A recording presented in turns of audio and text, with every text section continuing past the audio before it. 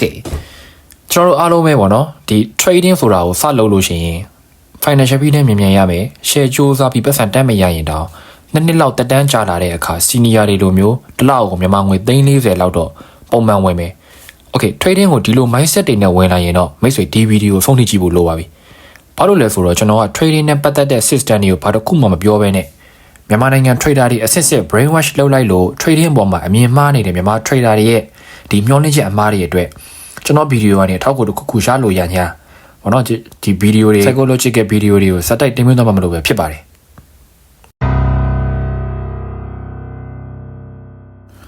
Okay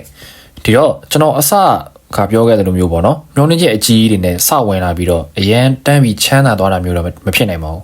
းဒါလွန်မားတဲ့အတွေးခေါ်ပဲလို့ဥစွာပြောပြရစီဝတ်သားစားတာရှောင်းလို့လည်းချမ်းသာမလာသလို store lot တွေအသေးထိပြီးစိတ်ပြက်လို့ gambling လုပ်ရင်လည်းချမ်းသာမသွားပါဘူး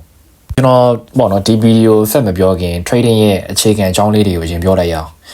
အများသောအားဖြင့်ကျွန်တော်ဗီဒီယိုကြည့်နေတဲ့သူတွေက trading ကိုသိတာကြာပြီးတော့ပေါ့နော်ဒီ struggle ဖြစ်နေတဲ့သူတွေများမယ်ဆိုပေမဲ့တချို့သူတွေကခုမှစပြီးဝင်တဲ့သူတွေလည်းရှိလာမှာဆိုတော့ပေါ့နော်ကျွန်တော်အနေနဲ့အခြေခံအကြောင်းလေးတွေပြောဖို့လိုပါတယ်ဒီတော့သူကလည်းအပြင်လောက business တွေလိုပါပဲဈေးချလို့ဘိုင်းရင်လို့ပြီးတော့ဈေးတက်လို့ sell out လုပ်ရင်မြတ်တယ်ဒီအောင်မှ chat ဆိုတဲ့ဒီ price တွေနဲ့သွားတဲ့ history ကိုကြည့်ပြီးတော့မှဈေးကဘယ်ကိုဆက်သွားမလဲခံမရတဲ့ business တစ်ခုပေါ့နော် okay ဒီတီးကအဆင်ပြေနေသေးတယ်အဆင်မပြေတာက system တစ်ခုကိုအခြေခံပြီးတော့ဂျင်းလောကရဲ့အစားဂျင်းတင်နေတယ်ပေါ့မြန်မာနိုင်ငံမှာများပါတကယ်ကိုချမ်းတော့မှာတယ်လား equity ချမပြနိုင်ပဲတင်နေဖွင့်ရတယ်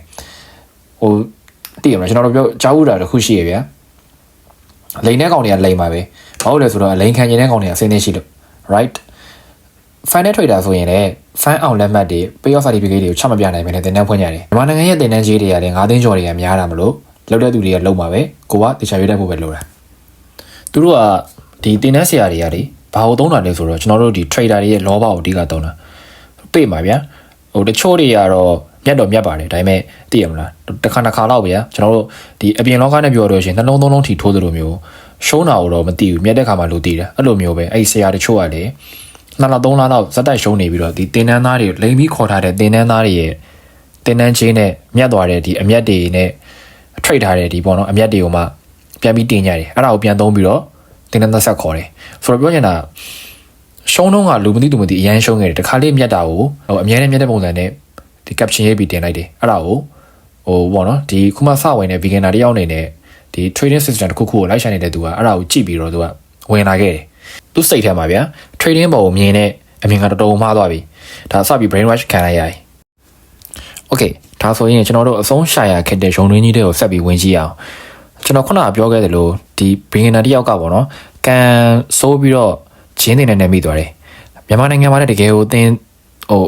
တကယ်မြတ်နေတဲ့တင်တဲ့ဆရာတွေရှိပါတယ်သူတို့ကိုရင်ရှားလိုက်ပါဒီနေရာမှာအကြံပေးချင်တာကတင်တဲ့စအပ်တဲ့အခါမှာကိုတင်တဲ့ MSCI ရဲ့ payoff history တွေ fan ဆိုရင်လည်း payoff history တွေ broker မှာဆိုရင်လည်း equity chart တွေကိုအကုန်တောင်းကြည့်ပါ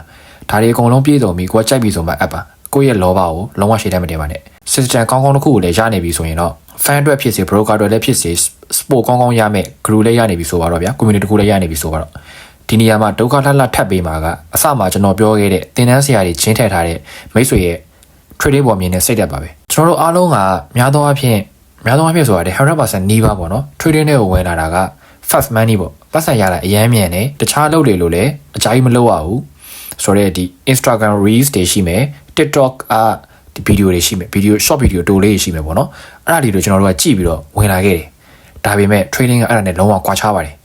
ဘာတော့တောင်ကွာခြားလဲဆိုရင်မိတ်ဆွေတကယ်ကို system ကောင်းနဲ့ထွက်ရင်တော့မိတ်ဆွေရဲ့ emotion ကိုတတ်ထပ်ပြီး train ရပါသေးတယ်ဘာဖြစ်လို့လဲဆိုတော့မိတ်ဆွေရဲ့ system ကိုမတရားယုံကြည်နေတဲ့အချိန်မှာရှုံးတဲ့အခါမှာလည်းရှုံးမခံနိုင်ဘူးမြတ်တဲ့အခါမှာလည်းဆက်ပြီးလိုချင်တယ်ဒီလို career အရန်ကိုကြီးတာရင် gambling နဲ့လုံးဝတူသွားပါပြီမိတ်ဆွေစီမှာလုံးဝ win rate ကောင်းတဲ့ system တစ်ခုရှိနေတယ်ဒါပေမဲ့တစ်ချိန်မှာ store လို့မထိပဲမနေပါဘူးထိပါတယ်ဒီစီးပွားရေးတာအများနဲ့မြတ်နေတခြားမြေပြင်စီးပွားရေးလုံးနေပါလေဒါပေမဲ့ဒီစီးပွားရေးကပိုတော်မှအရှုံးကြီးပါသေးတယ်ခင်ဗျားဆက်တိုက် win street တွေများလာတယ်5 win street လောက်ရောက်တဲ့အခါမှာ loss တစ်ခုထိမယ်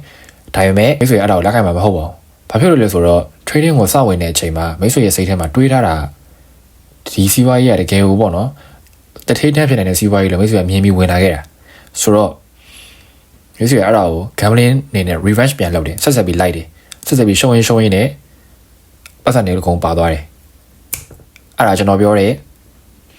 ဒီမိတ်ဆွေ trading တွေကိုစဝင်တဲ့အချိန်မှာမိတ်ဆွေကို brain wash ထားတဲ့စကားလုံးတွေကြည့်ထားတဲ့ဗီဒီယိုတွေရဲ့အကျိုးသက်ရောက်မှုပါကျွန်တော်အဲ့ဒါကိုရင်စပြင်ရပါမယ်ဒါပေမဲ့အများစုကအဲ့ဒါကိုမတွေးမိကြဘူးပြသူတို့က technical analysis ကိုပဲမဲတင်ပြီးအားဖြည့်ကြတယ်โอเคမိတ်ဆွေလည်းကိုယ့်ကိုတွေးကြည့်ပါခလုံးနှိပ်တဲ့ကိုယ်စိတ်ထဲမှာဘာမှလဲဆိုတာကိုတော့မသိဘဲနဲ့ psychological အမှားကိုတောင်ကိုကမတွေးမိဘဲနဲ့ technical အမှားကိုဆက်ပြီးရှာနေဘာထူးမှလဲဗျာဟုတ်တယ်မလားခလုံးကကိုယ်တိုင်နှိပ်ရပါလေ right ကျွန်တော်တို့မှန်းတဲ့အတိုင်း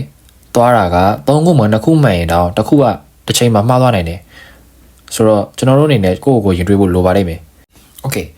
ဒီစီးပွားရေးရပါတော့ကို့မှာရှိပြီးသားပတ်စံငိုစုံးမှာကြောက်တဲ့စိတ်ရယ်အများကြီးထပ်ထပ်ပြီးလိုချင်နေတဲ့လောဘရယ်ကိုအဓိကသုံးချထားတာမလို့အရာအားလုံးက emotional ဖြစ်နေပါလိမ့်မယ်အခုကြည့်နေတဲ့မိတ်ဆွေက beginner တယောက်မဟုတ်ရင်တော့မှ trading နဲ့မှာတစ်နှစ်လွန်ဆုံး2နှစ်အထိတက်တန်းရှိမယ်ဆိုရင်တော့ emotional ဖြစ်ကိုဖြစ်နေပါလိမ့်မယ်ဘာဖြစ်လို့လဲဆိုတော့ကျွန်တော်ကိုယ်တိုင်လည်းအဲ့ဒီအချိန်မှာ struggle ဖြစ်ခဲ့လို့ပါပဲဘိုင်းဆက်ခလုတ်လေးနှိပ်ဖို့အတွက်အကြာကြီးစဉ်းစားရတယ်ဒီအကြာကြီးစဉ်းစားတာကိုခဏလေးစဉ်းစားနေအောင်ပြန်တွေးရတယ် lower time frame မှာပဲ trade higher time frame မှာပဲ trade မိတ်ဆွေက emotional ဖြစ်ကိုဖြစ်ပါတယ် okay အဆုံးထိကြည့်ပေးလို့ကျေးဇူးအများကြီးတင်ပါတယ် part 2မှာပြန်တွေ့မယ်